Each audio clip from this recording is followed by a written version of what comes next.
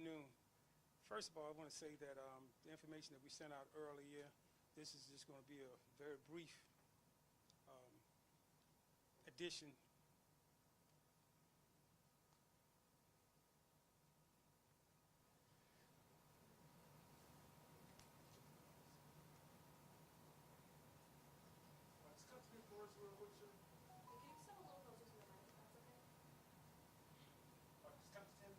One, two, three, four, five, 6, 7, 8, 9, 10.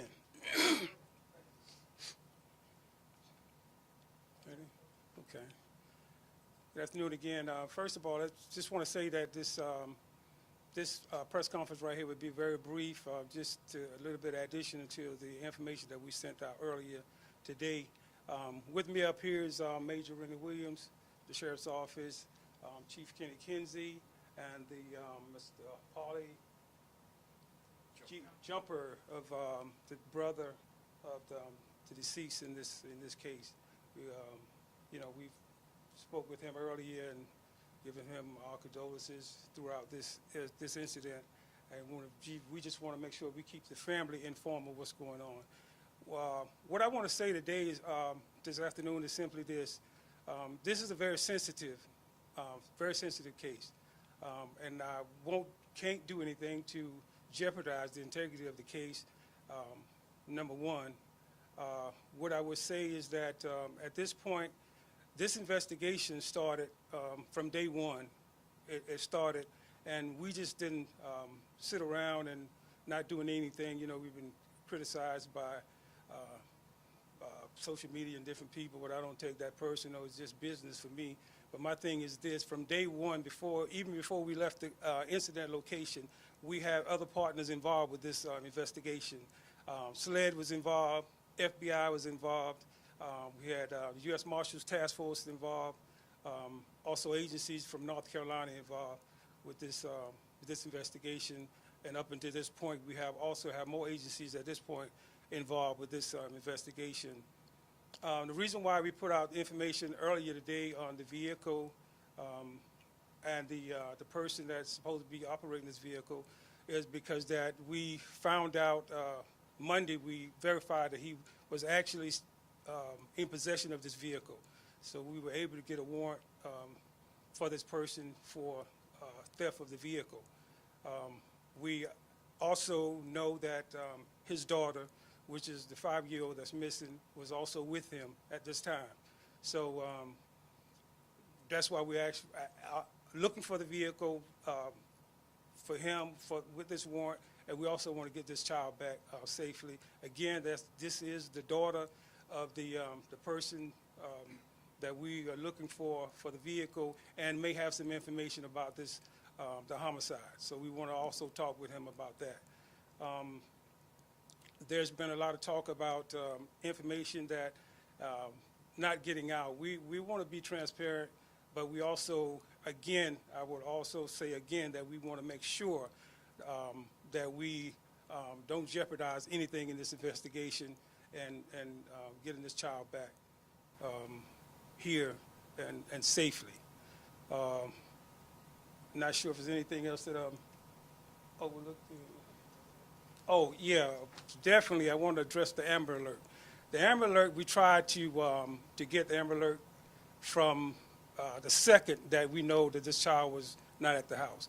It did not meet the criteria then, and it still doesn't meet the criteria. So that's we definitely wanted to put out an Amber Alert, but it didn't meet the criteria. So that's where we at now. It didn't stop us from getting the information out.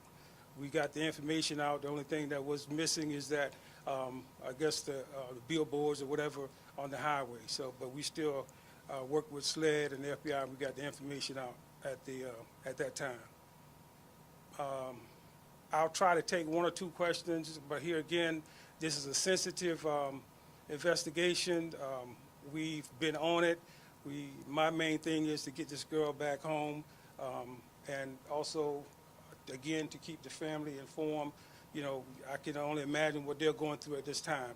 So again, to the media, I want to say thank y'all, because we cannot do it without you.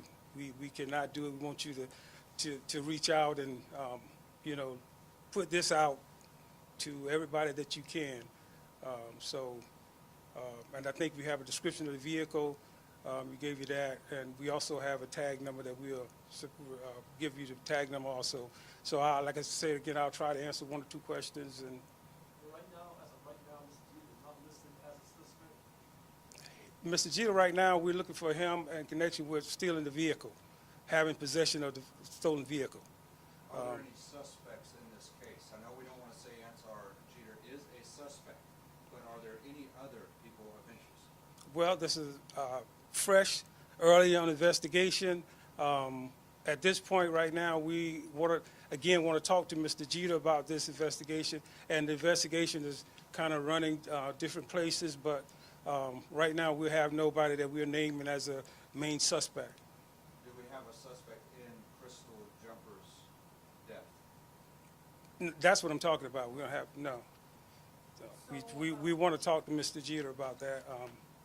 And then you also mentioned that Aspen didn't fit the criteria for an Amber Alert. Right. What was the criteria?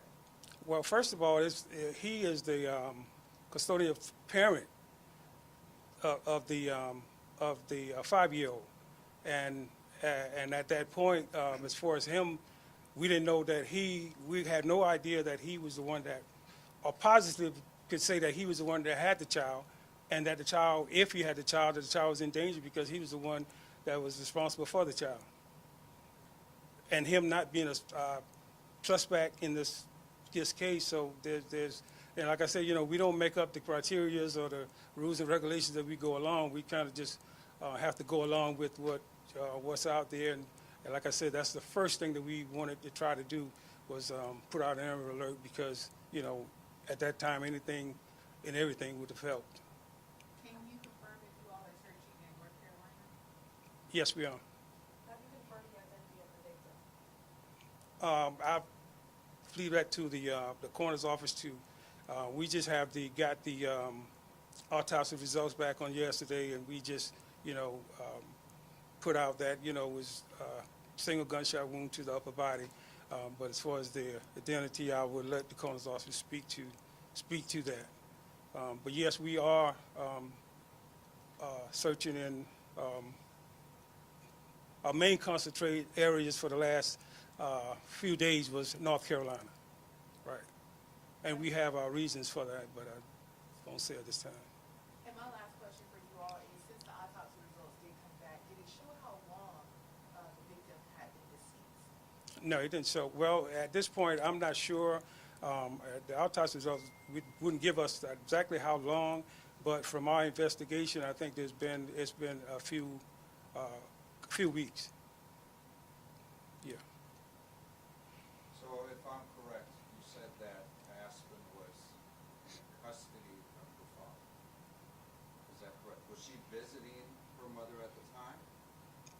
From my understanding, they were both at that time living there. Both of them was staying there, Aspen and the father. And we saw some more investigators on scene at the home today. Do you know what their mission was for today?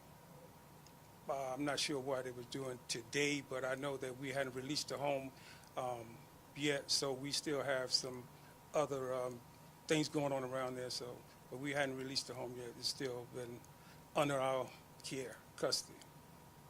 And was Antar the primary parent or the primary caregiver? Or who had custody, legal custody of that? I'm not sure of legal custody, but he was the primary person that was in custody of the 5-year-old. Yeah. Thank Yeah. you. Appreciate it.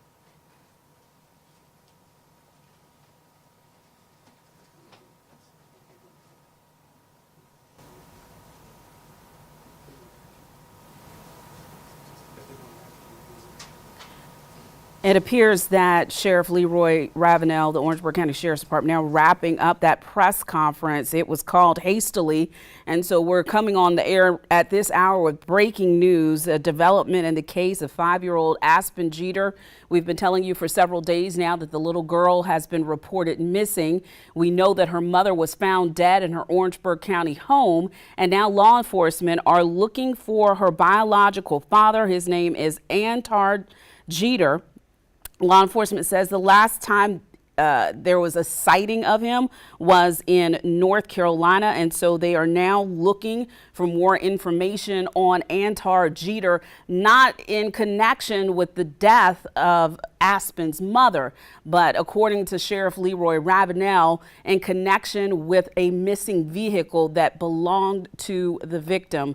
A coroner's report came out earlier today saying the cause of death for the victim in that home was a single gunshot wound to the upper body. So law enforcement in Orangeburg County, again, repeating what we're hearing from the sheriff, are looking for him in connection with the stolen vehicle. What we're learning at this hour is that Antar Jeter was the primary and custodial care person for Aspen, who we've heard from family members is a child with special needs. From family members, we've learned that she has a difficult time speaking and cannot walk on her own, and that Antar, we're learning now from the sheriff's is the primary caretaker for her. There have been a lot of questions about whether or not an Amber Alert should have been issued for this missing 5-year-old. And from the Orangeburg County Sheriff's Department, we're learning now that they looked for that, they requested that, but it did not meet the criteria. We have a crew there live. We're continuing to follow this story for you, not only on air, but also online at WLTX.com and on our News 19 mobile app. We're going to take a break, go back to our regularly scheduled programming, and have more for you when you join us tonight for Friends at 5.